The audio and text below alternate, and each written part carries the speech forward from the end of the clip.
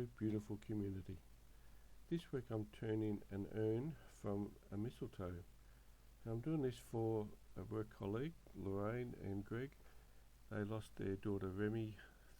She was a victim of domestic violence, and unfortunately our shire has the highest level of domestic violence in the state of Victoria.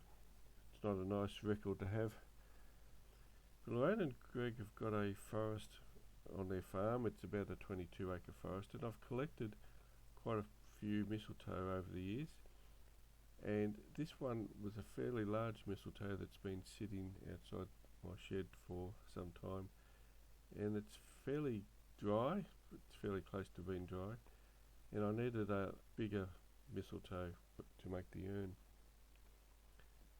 So I started off rounding it down to a cylinder so I could fit it into a plastic tub. Now, I used a roughing gouge because there's a lot of bark at the start.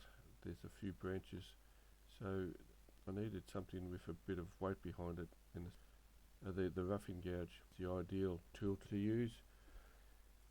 So it was a nice turning, this one. The wood was fairly dry and the roughing gouge was pretty sharp, so the combination of the two made a nice enjoyable turning. And I turned it down into the cylinder, and it ended up being a beautiful mistletoe. It had a few different colours.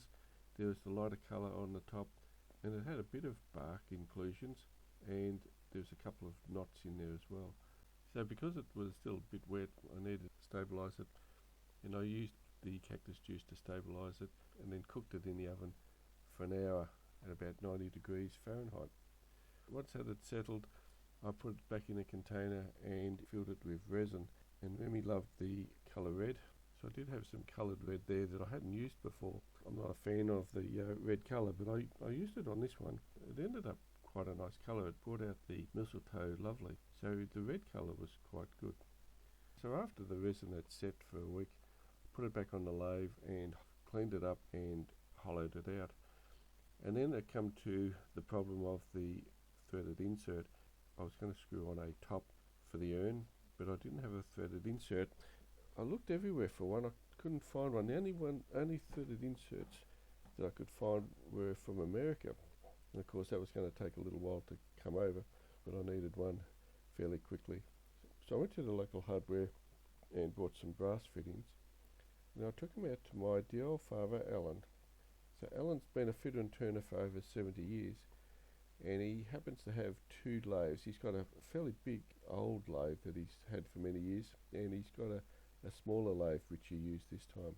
And this was a project that he loved doing. He loves being on the lathe.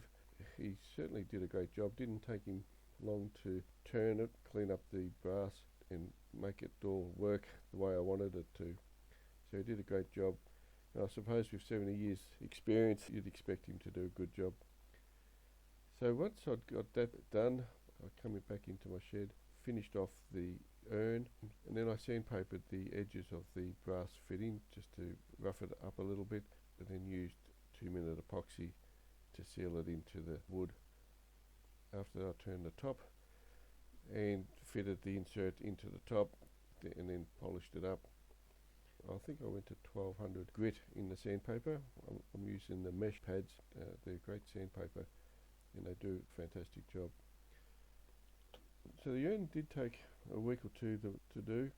It takes a week, a bit over a week, to stabilise it and put the resin into it and let the resin settle. So it is a fairly long process, but I love the red colour. The red colour really brought the mistletoe out. It stands out quite well. I'm thankful for my dear father for doing the threaded inserts. He certainly did a great job with those. Even though you don't see them in the end product, he certainly did a great job. Anyway, I hope you enjoy this video. I'll see you next time. Cheerio.